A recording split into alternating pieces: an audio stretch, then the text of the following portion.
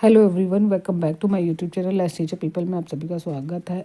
आज की वीडियो में हम डिस्कस करने वाले हैं हिंदी व्याकरण, जो मैं पार्ट 1 पार्ट 2 की तरह डिस्क्राइब करूँगी। हर टॉपिक में थोड़ा थोड़ा पढ़ के हम डिटेल की तरफ जाएंगे और फिर लास्ट में ट्रिक करेंगे, फिर प्रीवियस के क्वेश्चन करेंगे ताकि आपकी प्रैक्टिस हो जाए और आप हर एग्ज़ाम में, कॉम्पिटिटिव एग्ज़ाम में, चाहे टेस्ट एग्ज़ाम हो, चाहे कॉम्पिटिटिव, चाहे गवर्नमेंट हो, चाहे प्राइवेट हो, किसी भी एग्ज़ाम में आपको बहुत ही ज़्यादा हेल्प मिलने वाली है।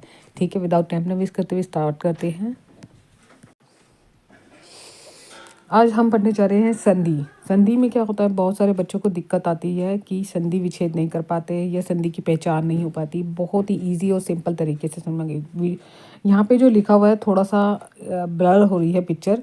मैं कोशिश करूँगी नेक्स्ट टाइम में वीडियो में क्लियर आए, क्योंकि पेपर था थोड़ा सा व्यू सही नहीं आया, तो कोई बात नहीं, मुझे समझाना ज़रूरी था। संधि मतलब होता है जोड़। जोड़ मतलब किसी चीज़ को जोड़ना।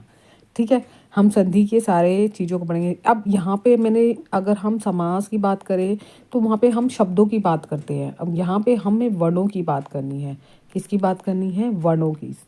वर्ण मतलब आपको पता ही है, अक्षर होते हैं।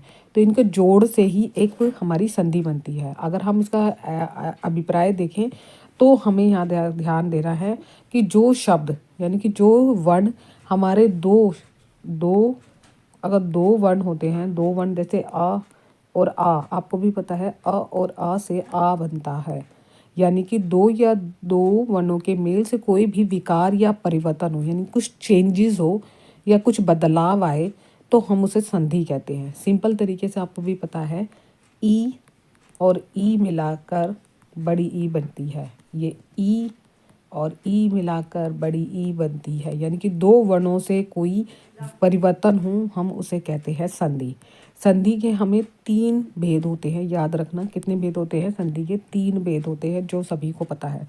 स्वर संधि, व्यंजन संधि और विसर्ग संधि। हम एक एक करके सब बनेंगे। सबसे पहला हम ये समझते हैं कि स्वर संधि में क्या होती है। स्वर से स्वर को मिलाकर ही स्वर संधि बनती है। ठीक है, व्यंजन और स्वर मिलाकर व्यंजन संधि बनती है, जो आपको पता है। अगर एग्जाम्पल के थ्रू मैं समझाऊं, का में आपको पता नहीं है, बहुत सारे लोगों को नहीं पता होगा कि का में आ व्यंजन, आ स्वर जुड़ा होता है तब पूरा का बनता है, वरना वाइज आधा का होता है, इस तरीके से। अब इसमें आ जुड़ गया तब ये पूरा का बना, दिस था स्वर संधि। ठीक है, ये एक्सप्लेन कर दिया। विसर्ग संधि में भी व्यंजन और स्वर दोनों मिक्स होते हैं। तो विसर्ग मतलब, आपने अगर हिंदी व्याकरण में थोड़ा बहुत पढ़ा होगा, तो विसर्ग में बिंदी आती है जिसमें हा की साउंड आती है, तो इसको हम बोलते हैं विसर्ग संधि। ठीक है, आज हम पढ़ने जा रहे हैं स्वर संधि के भेद, जो हमें अभी अलग अलग पढ़ेंगे। 5 भेद होते हैं स्वर संधि के, जो हम एक एक करके पार्ट के थ्रू डिटेल में पढ़ेंगे। अभी हम थोड़ा सा डिस्क्राइब कर रहे हैं कि संधि होती क्या है, उसके पार्ट क्या होते हैं। सबसे पहला आता है दीर्घ संधि। दीर्घ संधि मतलब होता है बड़ा। बड़ा, आपको यही दिमाग में ध्यान रखना है, दीर्घ मतलब बड़ा। ठीक है, अब ये जितने भी मात्राएं होती हैं, नीचे मैंने मेंशन कर रखा है, ये कहीं ना कहीं आपको पता होती है। तो आ जो बनता है, इसमें जो दीर्घ संधि होती है, ये इसकी ट्रिक होती है। जहाँ पर भी आ, बड़ी ई, बड़ा ऊ और री आ जाए, ये हमारे चार होंगे, वो हमेशा आँख बंद करके दीर्घ संधि होती है। ये हम अभी समझेंगे डिटेल में कि कैसे बनती है। ठीक है, फिर आता है गुण संधि। गुण संधि में हमारी ट्रिक है ओ, ए, अर, जहाँ पे भी आ जाए आँख बंद करके गुण संधि होगा।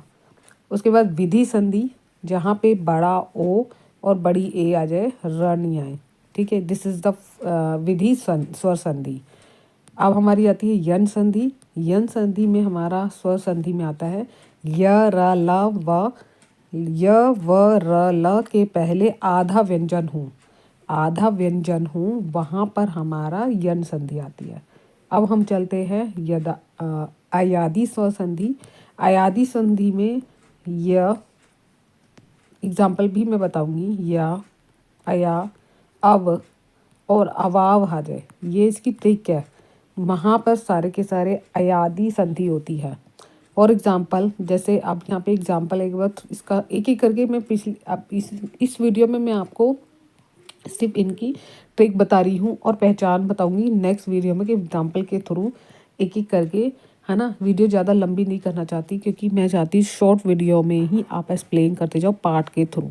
ठीक है, हम यहाँ पे डिटेल में पढ़ेंगे ये नायक, नाविक, भावक, भावुक, नयन, ये कैसे कैसे इसको बनाते हैं और इसमें कैसे लुप्त हो जाता है और उसके बाद ये शब्द कैसे बन जाते हैं। तो इसको संधि विच्छेद करना भी बताऊंगी, संधि कैसे जोड़ते हैं, बहुत इजीली तरीके से आप इसको ट्रिक से आराम से समझ पाओगे। आज की वीडियो में इतना ही, मिलते हैं नेक्स्ट वीडियो में। Bye bye, take care, thank you so much.